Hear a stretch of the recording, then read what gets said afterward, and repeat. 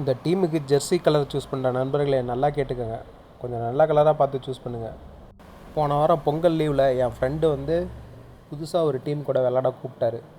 ஆள் பத்தில் யாராவது இருந்தால் கூட்டிகிட்டு வாங்க. என் ஃப்ரெண்டு என்னை ஃபோன் பண்ணி கூப்பிட்டாரு. நானும் சரி புதுசாக ஜெர்சி கொடுத்துருக்காங்களே நம்ம ஆளுங்கன்னு சொல்லிவிட்டு அந்த ஜெர்சியை போட்டுட்டு விளாட போனேன்.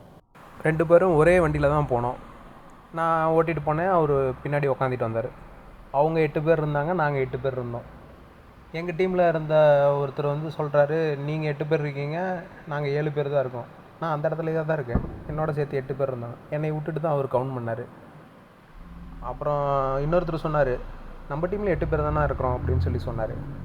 அப்புறமேட்டு அவர் என்னை பார்த்துட்டு சொன்னார், அண்ணா தப்பாக எடுத்துக்காதீங்கண்ணா, நீங்கள் ரேபிட்டை ஓட்டிகிட்டு வந்துட்டு இவரை ட்ராப் பண்ணிட்டு சும்மா விளாட்றத வேடிக்கை பார்த்துட்ருக்கீங்கன்னு சொல்லி நினச்சிட்டான்னு சொன்னார். அட பாவிங்களா, ஒரு ஜெர்சியை போட்டுட்டு வந்தது ஒரு குத்தமாடா அப்படின்னு இருந்துச்சு. இந்த அவமானம் உனக்கு தேவையா? அதனால் தயவு செஞ்சு கொஞ்சம் நல்ல கலராக பார்த்து சூஸ் பண்ணுங்கள் நண்பர்களே. இந்த ஜெர்சி மேட்ரு முடிஞ்சு கோயின்சிடன்ஸாக என்னன்னு தெரியல, ஒரு நண்பர் நம்ம பேஜுக்கு வந்து மெசேஜ் பண்ணியிருந்தார். எங்கள் ஷாப் நேம் அண்டு டிசைன்ஸை வந்து உங்கள் பேஜில் போட முடியுமா அப்படின்னு சொல்லி கேட்டிருந்தாரு. பணமும் வைக்கிறாங்க, பணமும் கொடுக்குறாங்க, உசுருக்கு போராடும் போது இப்படி ஒரு யோகமாக எதுக்கு ஒதுக்கி வைப்போம். அவங்க கடை பேர் வந்து ஆர்விகே ஸ்போர்ட்ஸ் வியராம். சோனா காலேஜுக்கு பேக் சைடில் தான் ஷாப் இருக்குதுன்னு சொல்லியிருந்தார். இதெல்லாம் அவங்க பண்ண டிசைன்ஸ்ன்னு சொல்லியிருந்தார். நீங்கள் எப்படி டிசைன் காட்டுறீங்களோ அதுக்கு தகுந்த மாதிரி கஸ்டமைஸ் பண்ணி தரோன்னு சொல்லியிருந்தாங்க. உங்களுக்கு தேவைப்பட்டால் நீங்கள் ஆர்டர் பண்ணி சப்போர்ட் பண்ணுங்கள்.